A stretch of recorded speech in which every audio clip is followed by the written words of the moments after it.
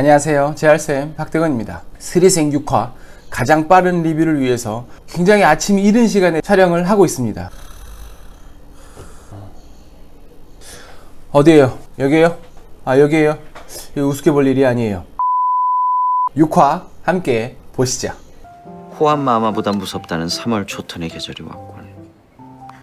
2월 28일까지만 해도 본과 학생이었는데 3월 1일부터 인턴이야. 아무것도 모르는데 하루 만에 인턴이고 주치인 거지. 제발 올해는 사이즈 큰 거 말고 잔잔한 것들로 소소한 에피소드들만 생겼으면 좋겠네. 호암마마보다 무섭다는 3월이라는 말이 나오죠. 참고로 호암마마는 지금은 없어진 천연두라는 병을 말합니다. 대학병원은 3월을 조심해라.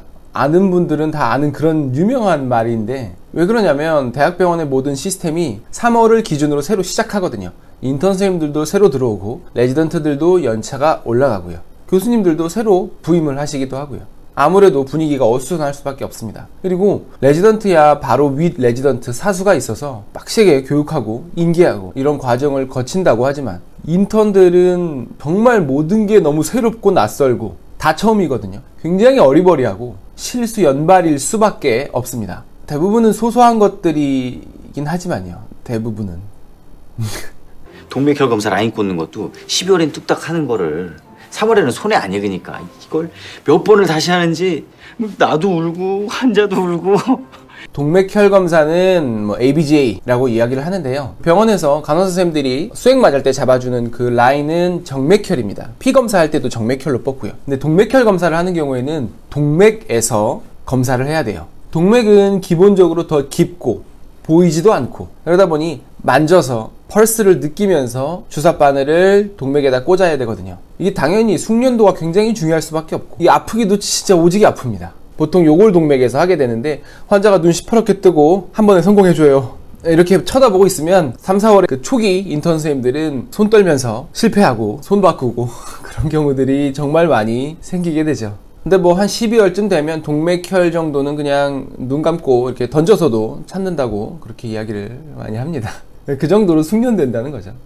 교수님한테 코레할 때 전화는 해야 되는데, 와 이거 그땐 진짜 심장이 막 이렇게 쪼여오면서. 전 대사 적어놓고 전화했어요. 대본 만들어서 보면서 마치 앞에 증강현실로 교수님 있는 것처럼 굽신굽신하면서 전화했어요. 노티 트라우마, 제가 2화에서도 말씀드렸었는데요. 저 시절에 노티는 저렇게 대본을 써서 말을 해야 될 정도로 진짜 압박스럽고 힘듭니다. 더 높은 레지던트, 더 높은 교수님한테 전화하게 될수록 입이 바싹바싹 마르죠. 지금 생각해보면 정확히 포인트만 잡아서 깔끔하게 전달해주면 되는 내용인데, 그때는 그게 보이지가 않습니다. 매번 혼나고 한 소리 듣고 항상 마상을 입고 그런 것들을 반복이었던 것 같아요. 대본대로 하는 거야 할 수 있다고 해도 그 뒤에 교수님들이 질문하시거든요. 그럼 이건 했어? 저거는? 대답 하나도 못합니다. 그러면 또 혼나는 거죠. 안 혼나면 잘한 겁니다. 잘했다고 칭찬해 주시진 않으니까요. 홍도는 당연히 CS 올 거고, 윤봉이도 생각 잘해야 된다. 내산소 다 돌고 우리 너무 늦지 않게 빠른 시간 내에 CS 의국에서 꼭 만나자. 응? 전 이미 신경외과로 정했습니다. 우리 윤복이 인턴은 3월부터 시작해서 그 다음 해 2월까지 12달 동안 매 달마다 각 과를 턴하면서 이렇게 돌게 되는데요. 12달, 12번을 돌게 되는데 과는 12개보다 훨씬 많죠. 다 돌 수가 없습니다. 그래서 필수 과목인 내과, 외과, 산부인과, 소아과 이렇게 내외 산소는 필수적으로 돌 수 있게 해놓고, 나머지 과들은 스케줄에 따라서 변동될 수 있게 이렇게 짭니다. 내가 지망하는 과가 있다고 하면 그 과를 좀 돌 수 있게 이렇게 변경을 하기도 하고, 그런 식으로 스케줄을 조정을 하거든요. 보통 의대생일 때도 마찬가지고 인턴 때도 그렇지만은 무슨 과 하면 좋겠다 이런 생각은 막연하게 가지고 있기는 합니다만, 근데 이게 정말 바람에 날리는 민들레 홀씨 마냥 굉장히 가볍게 생각이 계속 바뀝니다. 그도 그럴 것이, 이게 과 자체에 대한 흥미나 이런 것들도 중요하지만 그 과에 있는 선생님들이 어떤 분들이 계신지, 교수님들은 어떤지, 의국의 분위기는 어떤지, 이런 것들이 굉장히 많이 작용을 하거든요. 그래서 나는 이 과를 가고 싶다라고 생각을 했다가도 막상 과를 돌아보니 가고 싶지 않아지는 경우들도 당연히 생길 수 있고요. 이런 과는 생각도 안 해봤던 과인데 와 정말 너무 선생님들이 좋고 여기서 내가 레지던트 생활을 하고 싶다 이런 생각이 드는 경우들도 있죠. 당연히 성적이 안 되거나 경쟁에서 밀리면 못 가는 경우들도 생기는 거고요. 근데 뭐 홍도랑 윤복이 CS, NS는 마음만 크게 바뀌지 않는다면 가는 데는 큰 문제는 없겠죠. 근데 홍도 정도면 다른 과에서도 많이 눈독 들이고 할 텐데 너무 저렇게 확신에 차서 흉부외과 간다고 이야기하는 게 조금 글쎄요. 올해 GS 전공이 3명이나 들어왔다던데 팩트 아니지? 팩트입니다. 그렇게 좋아? 네, 엄청 좋아요.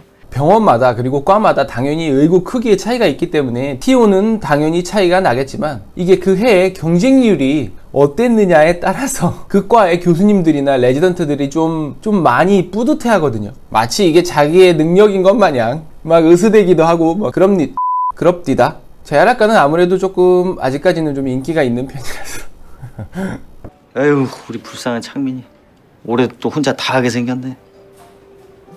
야 저기 NS는 올해도 4명이나 들어왔던데 심지어 나 같은 애도 다시 돌아왔어. 뭐 흉부외과는 말할 것도 없지만 사실 이런 바이탈 과들이 흥해야 되거든요. 사람 살리는 의사가 많아져야 됩니다. 근데 아무래도 일은 힘들고 돈은 못 번다고 하니 의사 수는 더 부족해지고 그러니까 더 힘들어지고 이런 악순환이 반복되는 상태인 건데요. 제 친구 중에도 정말 호기롭게 흉부외과를 가서 내 인생을 바치겠다 이렇게 얘기했던 친구가 있었는데 2년 차쯤 그만뒀습니다. 그런 면에서 현실적으로 봤을 때는 되게 안타까운 부분들이 있죠.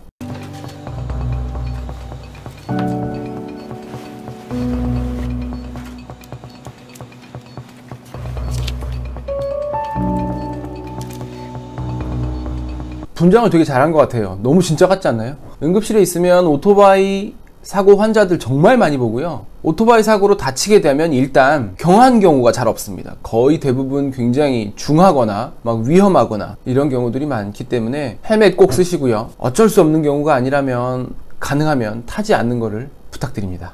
나 L튜브 막힌 것 같아서 환자 차트에 L튜브 바꿔달라는 요청이 있습니다. L튜브면 콧줄이죠? 네, 콧줄 바꿔달라는 요청이요. 네, 알겠습니다. 네. 간호사님이 인턴쌤한테 L튜브 체인지를 콜을 했죠. 인턴 때는 뭐 이런 전화를 하루에 뭐 수십 통 수백 통 받습니다. 콜이 정말 많이 오기 때문에 우선순위를 잘 정해서 급한 것부터 그리고 동선을 잘 짜서 한꺼번에 일을 쫙 처리할 수 있는 방향으로 그렇게 하게 되고요. 그렇게 해야 됩니다. 첫 번째 콜을 받고 그걸 버벅거리면 그 와중에 두 번째 콜이 오고 또 세 번째 콜이 와서 이게 콜이 점점 쌓이거든요.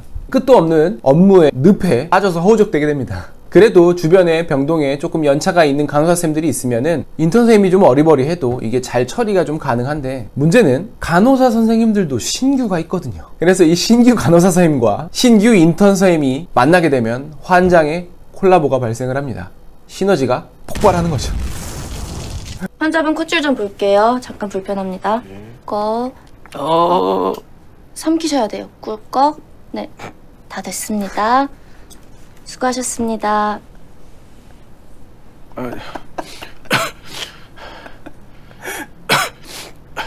굉장히 젠틀하고 좋으신 환자분을 만났죠. 콧줄은 코로 들어가서 목구멍으로 꿀꺽 해서 위까지 넣게 되는 줄인데요. 콧줄을 교체해야 되는데 지금 추가를 한 상황입니다. 이거 지금 2줄 들어가 있어서 굉장히 힘드실 것 같은데 보통은 어시스트를 옆에 간호사님이 하기 때문에 이런 일이 잘 발생하는 경우는 없겠죠. 처음인데 그게 금세 그래도 잘 끼운 것 같죠. 환자분이 협조가 잘 되면 그래도 쉬운 편인데 나이가 많으신 분들, 협조가 잘 안 되시는 분들 그런 분들 같은 경우에는 이게 뱉어내거든요 자꾸. 그러면은 정말 콧줄 끼기가 어렵고 아주 오래 걸리는 경우가 생깁니다. 네, 콜이 쌓이는 거죠.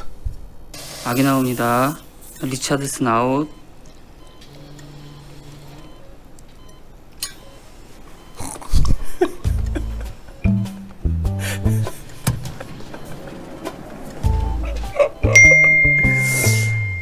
저이씨. 쟤 어디가?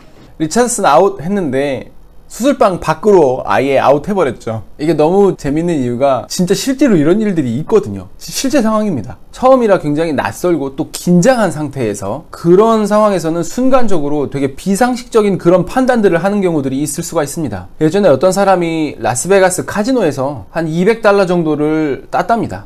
그래서 호텔로 올라가는 엘리베이터를 탔는데 이 뭔가 지금 굉장히 흥분되고 낯설고 긴장된 그런 상태였겠죠. 돈도 땄겠다. 그런데 이따만한 거구에 흑인이 들어와 가지고 엘리베이터에 딱 타더니 hit 5 이렇게 얘기를 한 거죠. 이렇게 얘기를 하니까 이거 머릿속으로 순간 굉장히 많은 생각들이 스쳐가면서 아 이건 이제 큰일 났다, 이 지읒됐다, 너무 무서워가지고 엘리베이터 벽에 머리를 5번 박았다고 하는 얘기가 있죠. 5축 눌러달라는 건데요, 우습게 볼 게 아닙니다. 임신 중독증이 심해서 산모만 생각하면 하루빨리 아기 꺼내는 게 좋아. 그래도 아기 수술 생각하면 2kg는 넘겼으면 좋겠는데. 아기가 2kg는 돼야 안전하게 수술할 수 있어. 흉곽경도 가능하고. 최대한 끌어볼 수 있을 때까지는 끌어보겠는데 장담 못해. 임신 중독증은 임신으로 인해서 혈압이 올라가고 단백뇨가 생기면서 신장 기능이 저하되는 그런 상태를 말하는 거고요. 경한 경우부터 심각한 경우까지 다양하게 나타날 수가 있습니다. 근데 결국 임신에 의해서 발생한 병이다 보니까 궁극적인 치료는 분만이거든요.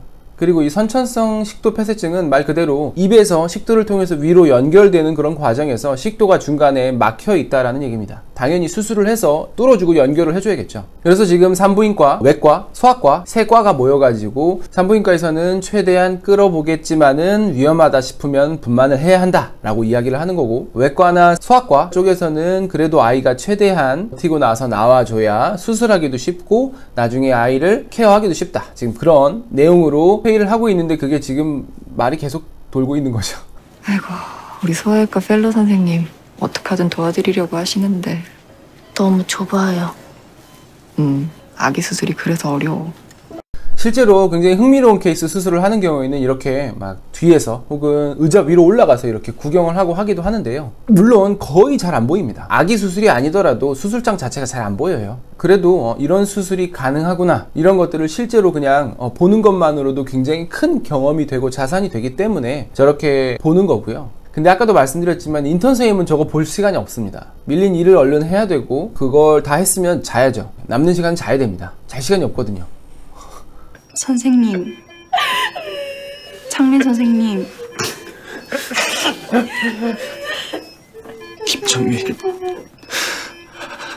아기, 저도 제가 처음 사망 선고를 했었던 날이 있었는데요. 일단은 말은 해야 하는 상황인데 어느 정도 크기로 뭐 어떤 톤으로 소리를 내야 할지 그게 새삼 너무 어떻게 해야 될지 모르겠더라고요. 뒤에 그 이야기가 나오기는 하지만 저도 의사는 뭐 이렇게 환자나 보호자 앞에서 감정을 드러내면 안 된다 이런 식으로 배웠기 때문에 엄청 막 참아가면서 항상 그렇게 했었던 것 같고, 이게 보호자분들이 환자가 돌아가신 것들을 다 아는 상태인데도 누구누구 이렇게 사망하셨습니다 라고 딱 이야기를 하면 그때부터 또 막 펑펑 우시거든요. 특히 그냥 옆에서 이렇게 저렇게 우시는 것보다 그 환자한테 뭐 아기든 혹은 부모님이든 돌아가신 분한테 이렇게 생전에 못했던 그런 말들을 하시게 되면 그게 그렇게 슬플 수가 없습니다. 정말 너무 슬픕니다. 쉽지 않은 일인 것 같아요. 너 혹시 내 것도 얘기했어? 그게 뭔데? 교수님이 베개부터 다시 포지션 잡는다고. 자, 베개부터! 라고 했는데 송아는 벽에 붙으라는 줄 알고 인턴 때야, 인턴 때. 알았어, 인턴. 의사도 뭐 사람인데다가 의사가 되어가는 그런 과정에서 당연히 실수가 많을 수밖에 없죠. 흑역사는 이제 누구나 의사라면 다 가지고 있는 거고, 인턴 때는 말할 것도 없죠. 그냥 정신 상태 자체가 항상 수면 부족으로 조금 졸린 상태인데다가 또 해야 하는 일이 너무 많고 실수가 충분히 생길 수밖에 없는 그런 업무들을 또 많이 하다 보면 정말 실수가 생길 수밖에 없습니다. 저렇게 교수님의 말을 잘못 이해하거나 잘못 오해해서 생기는 에피소드들도 굉장히 많고요. 뭐 환자한테 기대서 졸고 뭐 그런 건 양반이고, 뭐 수술장에서 졸다가 뒤로 넘어가거나 그러기도 하죠. 코드블루 같은 거 이런 거 방송 뜨면 이제 CPR, 심폐소생술을 하러 인턴들이 빠르게 환자한테 가야 되는데 2층 침대에서 뛰어내려오다가 십자인대 파열되고 그런 경우들도 있고요. 중환자실 베드 옮기다가 중환자실 침대가 굉장히 무겁거든요. 그 바퀴에 깔려가지고 발가락뼈 골절되고 그런 경우도 있습니다. 다 저는 아니고요. 다 다른 사람들의 에피소드입니다. 나도 제자들한테 선만 잘 지키면 소소한 감정들은 표현해도 된다고 얘기해. 우리가 AI는 아니잖아.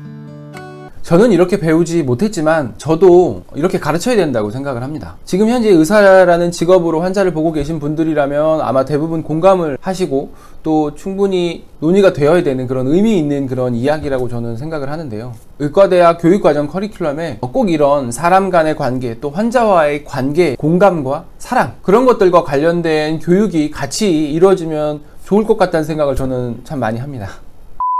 자, 새로운 인물들도 등장하고 인턴 선생님들이 많이 등장을 하면서 옛 추억이 새록새록했던 6화였던 것 같습니다. 구독 눌러주시고 7화 리뷰도 기대해 주십시오. 감사합니다. 구독, 좋아요, 감사합니다.